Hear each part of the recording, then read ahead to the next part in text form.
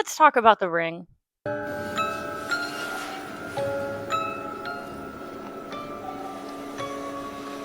Ring was released in 2002 and is an American adaptation of the original 1998 Japanese film, which is also an adaptation of the original 1991 Japanese novel. I am not a fan of American remakes in general, especially when it comes to Japanese horror films, because I think that no country does horror films better than Japan. But I am not here to say whether this is better or worse, or even if it's good or scary. I'm just here to talk about what it's about. The premise of The Ring is that anyone who watches a certain VHS tape will die 7 days after watching it.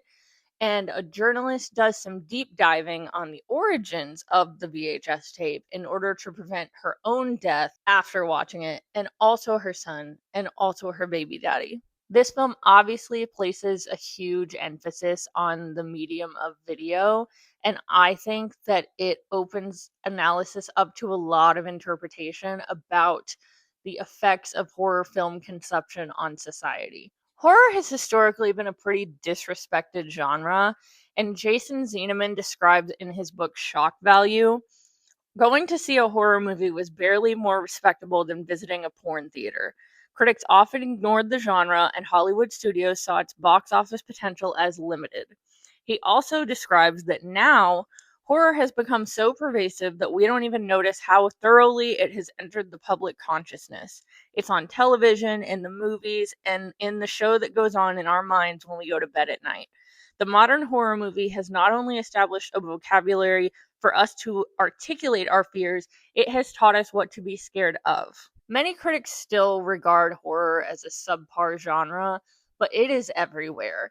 It is so much a part of the mainstream that there is an entire series of movies parodying horror movies, which is a perfect example of what I would like to talk about with The Ring, which is desensitization. There have been many studies on the way that repetitive exposure to violence and horror can lead to desensitization in viewers. If you see something shocking enough times, it is not going to shock you anymore. It is very similar to exposure therapy for people with OCD. The VHS tape in The Ring is cursed, causing the horror and fear not to come from what you're watching, but from what will come from it. And the footage isn't even gory or violent or anything. It's just super eerie and unsettling, but it is going to kill you. The film pretty directly portrays society's addiction to TV. There is a scene where Rachel is looking out at the apartments across from her at all of the different scenes of her neighbors either watching TV or just having it on in the background as background noise. And what's Rachel's idea for preventing the curse from this tape you're not supposed to watch? Watch it over and over and over, make copies of it, print out frames from it, show it to as many people as you want, get everyone in on this. Don't destroy it. That would be insane. Horror movies are addictive. The fear and relief that we experience during a scary movie creates adrenaline and dopamine. It is the same reason we go on roller coasters and the same reason we go through haunted houses. I never feel more alive than when I go to Halloween Horror Nights. Rachel isn't watching the footage over and over because she likes it. She's trying to find an answer. But it does reflect the way that horror fans watch scarier and scarier things the more that we get used to them. And Rachel's not even scared of the footage anymore. She's desensitized to it. It's just a puzzle to her. The lines slowly begin to blur between VHS tape and reality.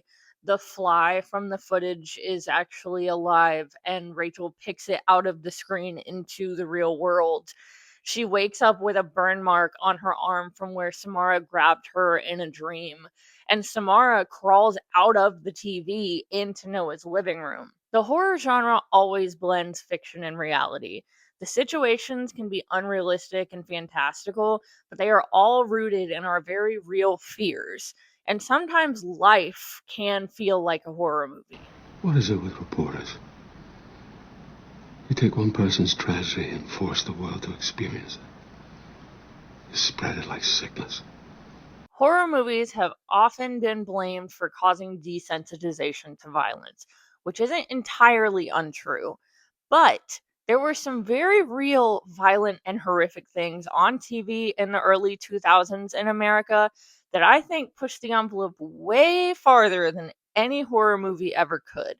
And I don't think I need to explain all of that to you guys. I think you know what I'm talking about. And if not, you can go watch my video on Saw. So I ask you, why would an American film company in 2002 adapt a Japanese horror film about footage that kills you unless you jump on the bandwagon and expose more people to it?